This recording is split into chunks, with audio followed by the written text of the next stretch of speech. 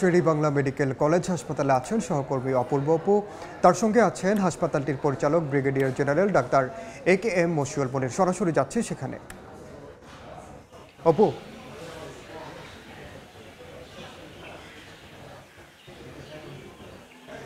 আচ্ছা, আপনি জানেন যে বরিশাল বিভাগের যে 6টি জেলা হাসপাতাল রয়েছে এর বাইরে 34টি উপজেলা স্বাস্থ্য কমপ্লেক্স রয়েছে। এখানকার বিভাগীয় স্বাস্থ্য কর্মকর্তা জানিয়েছেন যে আসলে প্রত্যেকটি হাসপাতালেই কোনো না কোনোভাবে হালকা কিংবা ভারী মেশিনারিজ যেগুলো রয়েছে অনেকগুলোই অকেজো, অর্থাৎ রোগ নির্ণয়ের যে মেশিনগুলো সেগুলো বেশিরভাগই অনেকগুলোই অকেজো। তার মধ্যে বরিশাল শের-ই-বাংলা মেডিকেল কলেজ হাসপাতালে আরও বেশি ভয়াবহ চিত্র এটি। এই বরিশাল শের-ই-বাংলা মেডিকেল কলেজ হাসপাতাল কাগজে কলমে 1000 বেডের, কিন্তু হাসপাতালটিতে প্রতিদিন রোগী থাকে প্রায় গড়ে 3000। এ বিষয়ে আমরা বিস্তারিত কথা বলবো। এই হাসপাতালে নবনিযুক্ত পরিচালক হিসেবে দায়িত্ব নিয়েছেন brigadier general doctor A K M. Mashiul Monir. পরিচালক হিসেবে আপনাকে স্বাগত জানাচ্ছি। আপনি জানেন যে এই হাসপাতালটিতে আপনি বলছেন যে কাগজে কলমে 1000 বেডের হলেও 3000 রোগী থাকে। সেবা দিতে আপনাদের কীরকম বেগ পেতে হয়? তাছাড়া যে রোগ নির্ণয়ের যে মেশিনারিজগুলো রয়েছে অনেকগুলোই আপনি জানিয়েছেন যে অনেকগুলোই অচল অবস্থা রয়েছে, বা সচল যেগুলো রয়েছে সেগুলো তো নানান ধরনের সীমাবদ্ধতা রয়েছে। একটু যদি বিস্তারিত জানান আমাদেরকে, এই সমস্যার সংকটের সমাধান কিভাবে? আচ্ছা, ধন্যবাদ মিস্টার অপু। আমি আজকে বিজয় দিবস সবার শুরুতে বাংলাদেশের যারা এই দেশ স্বাধীন করার ক্ষেত্রে যারা শহীদ হয়েছেন এবং যারা মুক্তিযুদ্ধ পরবর্তীতে বিভিন্নভাবে দেশকে সহায়তা করেছেন, মারা গেছেন, তাদের সবার রুহের মাগফিরাত কামনা করি। বিশেষভাবে আমি স্মরণ করি আমাদের যে বহু ডাক্তার, মেডিকেল স্টুডেন্ট, নার্স এবং বিভিন্ন মেডিকেল সহকারী যারা বিভিন্ন সময় শহীদ হয়েছেন, যুদ্ধের সময় যারা সক্রিয় অংশগ্রহণ করেছেন, এবং তাদের জন্য আজকে আমরা স্বাধীন দেশে, আমি ব্রিগেডিয়ার জেনারেল, আমি একটা বড় একটা হাসপাতালের পরিচালক, না হলে এখানে অন্য একজন পাঞ্জাবি, খাজা এসব কেউ থাকতো। আসলে সেটা তো ঠিকই, কিন্তু আমরা এখন আসলে স্বাধীনতার বিজয়ের 53 বছর হয়ে গেল, তারপরও তো আমরা স্বাস্থ্য সেবাটা কাঙ্ক্ষিত অর্থে যেতে পারছি না। কেন যেতে পারছি না? সমাধানের পথটা কি? আচ্ছা, তো এখন আমি মূল প্রসঙ্গে আসি যে রোগ নির্ণয়ের যে মেশিনের কথা আপনারা বললেন। এখানে দুই ধরনের মেশিন আছে, একটা হচ্ছে রেডিওলজিক্যাল, একটা হচ্ছে প্যাথোলজিক্যাল। আমি রেডিওলজিক্যালটা বাদ দিলাম, প্যাথোলজি নিয়ে কথা বলি। আসলে মেডিকেল সায়েন্স যেভাবে ডেভেলপ করতেছে, র্যাপিড প্রোগ্রেশন, নতুন নতুন মডেলের জিনিসপত্র আসে। তো এখন রোগ নির্ণয়ের বিষয়গুলো নষ্ট থাকে দুটো কারণে। একটা হতে পারে যে মেশিনটা আসলেই অচল, আর একটা মেশিন সচল আছে কিন্তু কাঙ্ক্ষিত রিয়েজেন্টটা আমার কাছে আসতেছে না, সময় মতো আসতেছে না। তো এখানে অচল আছে বেশ কিছু, অনেক আইটেম দেখলাম, আর রিয়েজেন্টের একটা বড় সমস্যা আছে। এখন রিয়েজেন্টের সমস্যাটা যদি আমরা আর্লি প্রকিউরমেন্ট করি সেক্ষেত্রে কিছু সমাধান করা যাবে। আর টেন্ডার দেরি হয়েছে দেখলাম আমি, এই বিভিন্ন কারণে দেরি হয়ে গেছে। তো এটা আমরা ইমিডিয়েটলি অলরেডি কাজ করছি যে রিয়েজেন্টগুলো আসলে আমরা সার্ভিসটা কিছুটা পাবো। আর ইনস্ট্রুমেন্টের ক্ষেত্রে বড় একটা সীমাবদ্ধতা হচ্ছে যে ইনস্ট্রুমেন্টগুলো যখন আমরা প্রকিউর করি বা আমরা সাপ্লাই পাই সিএমএসডি থেকে, যারা সাপ্লাই করে এদের সিকিউরিটি মানি সেভাবে আমাদের কাছে থাকে না। যার ফলে যখন তাদেরকে ডাকা হচ্ছে, তাদের ওয়ারেন্টি পিরিয়ড আছে বা ডাকা হচ্ছে, তারা কিন্তু সেভাবে রেসপন্স করে না।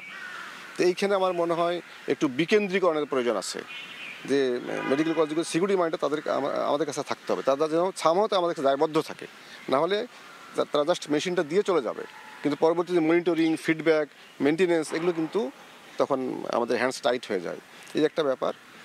আর আরেকটা জিনিস দেখলাম যে ইমার্জেন্সি প্রকিউরমেন্টের ক্ষেত্রে, ইমার্জেন্সি যে আমি রিয়েজেন্টটা কিনবো সেক্ষেত্রেও কিছু সীমাবদ্ধতা আছে। এগুলো আমরা আর্লি যদি প্ল্যান করি, আশা করি সামনের দিনগুলোতে অনেকখানি ইজি হবে। আর আরেকটা বিষয় আছে, অনেক সময় আমি আমার আগের অভিজ্ঞতা থেকে দেখেছি যে মেশিনের ছোটোখাটো প্রবলেম যেটা আমরা খুব সহজে ঠিক করতে পারি, কিন্তু এক্সপার্টিস না থাকার কারণে এটা বন্ধ হয়ে থাকে। মেশিন কিন্তু ভালো আছে, ছোট্ট একটা প্রবলেমের কারণে নষ্ট হয়ে, মানে সার্ভিসটা আমরা পাচ্ছি না, সেই সার্ভিসটা অন্য কেউ দিচ্ছে, অন্য কেউ তাদের লাভ হচ্ছে, বাট আলটিমেটলি জনগণের লুজার হচ্ছে। তো আমরা এই বিষয়গুলো দেখলে আমার আশা করি যে এই যে অন্য কেউ, এটি আপনিও বুঝতে পারছেন বা আমাদেরও অনুসন্ধানী রিপোর্ট একাধিকবার সময় টেলিভিশনে প্রচার হয়েছে, কতিপয় অসাধু কর্মকর্তা আপনাদের এই হাসপাতালের বাহিরের প্যাথোলজি ল্যাবের সাথে জড়িত থেকেছে। এটি আমাদের সময় টেলিভিশনে অনুসন্ধানী একাধিক রিপোর্ট প্রচার হয়েছে। আপনি সদ্য যোগদান করেছেন, 1 সপ্তাহ হয়েছে, আপনি কি তাদের বিরুদ্ধে ব্যবস্থা নেবেন? আচ্ছা, না, এখানে একটা খুব ভালো কথা বলেছেন আপনি। এখানে আসলে আমাদের দুইভাবে কাজ করতে হবে। আমরা কি সেলফ সাফিসিয়েন্ট? না, আমাদের কিন্তু বাইরের ক্লিনিক, ল্যাবরেটরি সাপোর্ট লাগবে, কোনো সন্দেহ নাই। বিকজ আমার 500 বেডের হাসপাতাল, রুগী থাকতেছে 3000, আবার 500 বেড কিন্তু ম্যান পাওয়ার নেই, ম্যান পাওয়ার আছে 386 জনের, কারণ সদর হাসপাতাল আলাদা হয়ে গেছে। সো ওইখানে আমি ম্যান পাওয়ার আছে কিন্তু বেসিক্যালি 386 বেডের হাসপাতালে, বাট আমার সার্ভিস দিচ্ছি 2500 বা 3000, তার মানে কত গুণ, প্রায় 15 গুণ বা 14, 10 গুণ, 20 গুণ বেশি। তো আমরা তো স্বয়ং সম্পূর্ণ না। স্বয়ং সম্পূর্ণ না করেই কি এই কাজটা করা হচ্ছে বাইরের কাউকে সুবিধা দেবার জন্য?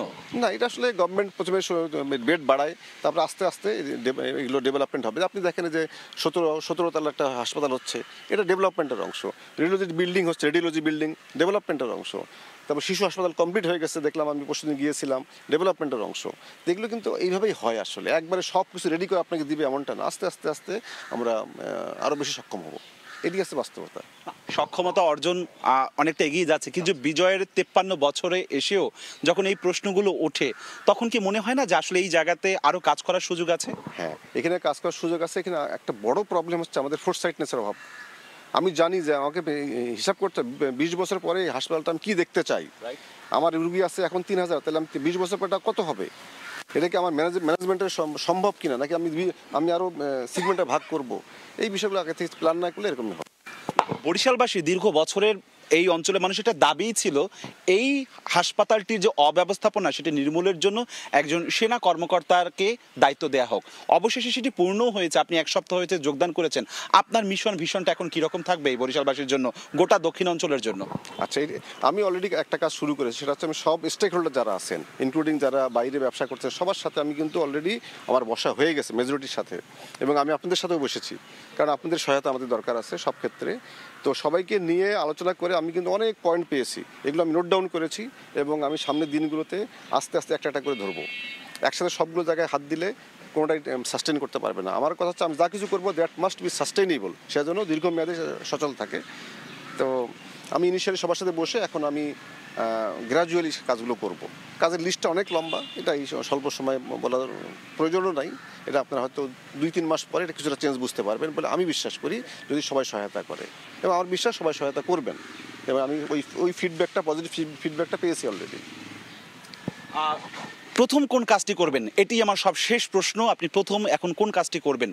আচ্ছা, প্রথম একসাথে অনেকগুলো কাজ করব। আমি একসাথে অ্যাম্বুলেন্সের ডিসিপ্লিন ঠিক করব, তারপর আপনার অটো টটো এই সব হবে, মেডিকেলটা পরিষ্কার হবে, মানুষ যেন ভিজিবল একটা চেঞ্জ পায়। সবার আগে আমার দরকার ক্লিননেসটা বাড়ানো, পরিষ্কার পরিচ্ছন্নতা বাড়ানো দরকার। বাথরুমগুলোর অবস্থা খুবই খারাপ, স্বাভাবিকভাবেই 500 জনের বাথরুম ব্যবহার করতেছে 3000, যা হওয়ার তাই হবে।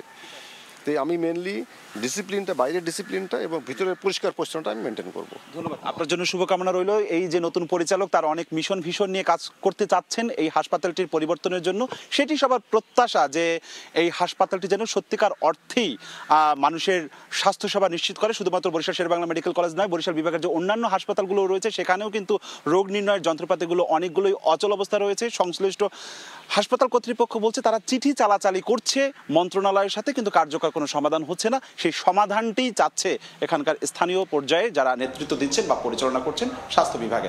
আমার কাছে সবশেষ এতটুকুই খবর ছিল। সরাসরি যুক্ত ছিলাম বরিশালের শেরেবাংলা মেডিকেল কলেজ হাসপাতালে।